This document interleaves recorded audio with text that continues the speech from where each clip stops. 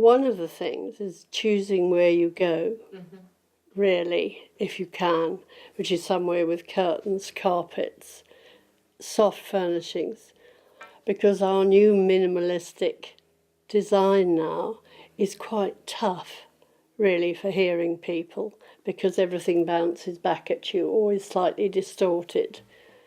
And people talking to you one-to-one, if they can, looking at you, a little slower, I think, rather than anything else.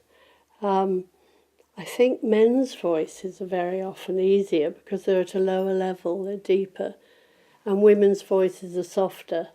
So if you can, yes, look at somebody as opposed to turning away and carrying on, because people do that a lot.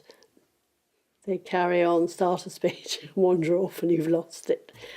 So obviously I can hear a bit, but I have to ask people to repeat, and they have to be patient. And usually they are, so that's good. Large, noisy areas are really hard to deal with. And hearing, I can't hear anyone behind me.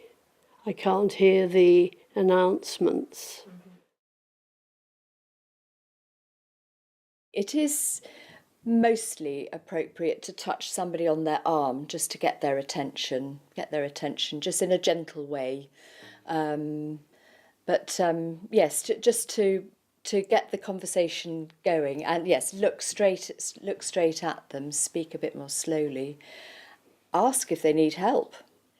What really doesn't help somebody with a hearing loss is talking really slowly and loudly like that. Doesn't work at all. You just need to speak naturally, slow down a bit, maybe a little bit more volume, but not too much really. It doesn't help. That doesn't help at all. And if somebody's lip reading you, they may think that you're angry. If your facial gestures start to get very intense, they might think you're angry with them. So actually just relax, speak a little bit more slowly and raise your voice slightly, and that probably will help quite a bit.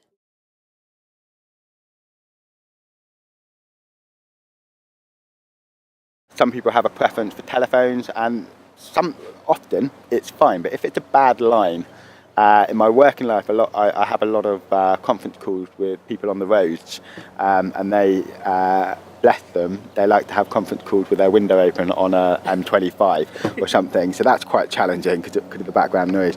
So my preference would be an email or a text, or face-to-face conversation. And the other challenge as well is when you have meetings and you want to lip read people, but you also want to write down notes.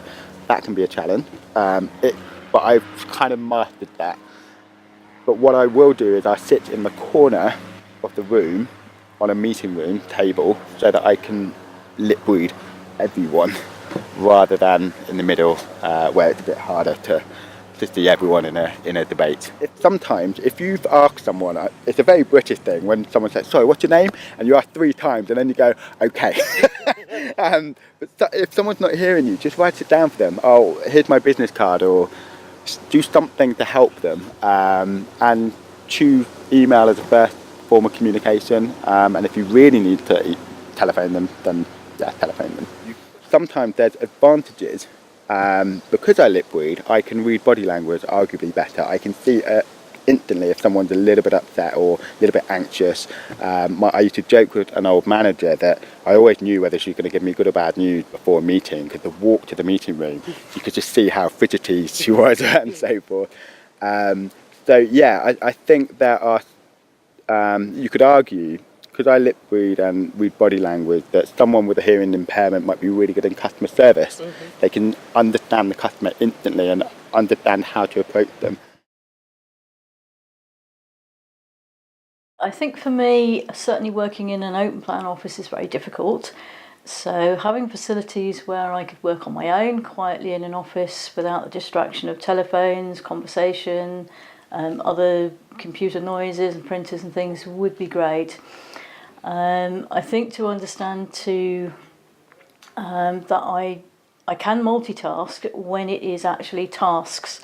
What I struggle with is multitasking when I'm trying to do a piece of work and I'm trying to multitask that with social things, because social things take a lot more energy and effort for me.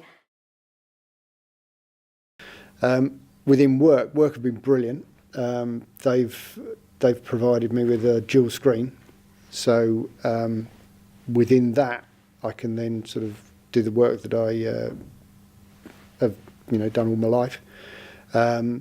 There are loads of applications now that assist people.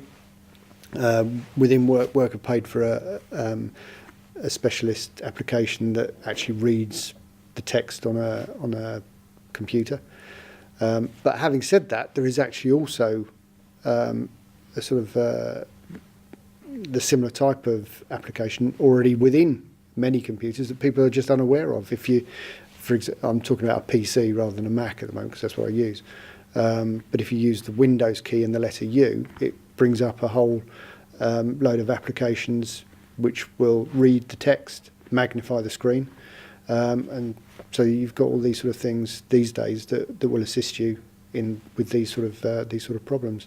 So what I tend to do at work, one of the screens has it standard size, and on the other one I use it with the magnification. I do have to do that because when I have to explain things on the computer to my colleagues, if they look at the magnification one, they start feeling seasick. So they're better to sort of focus on the more stable screen.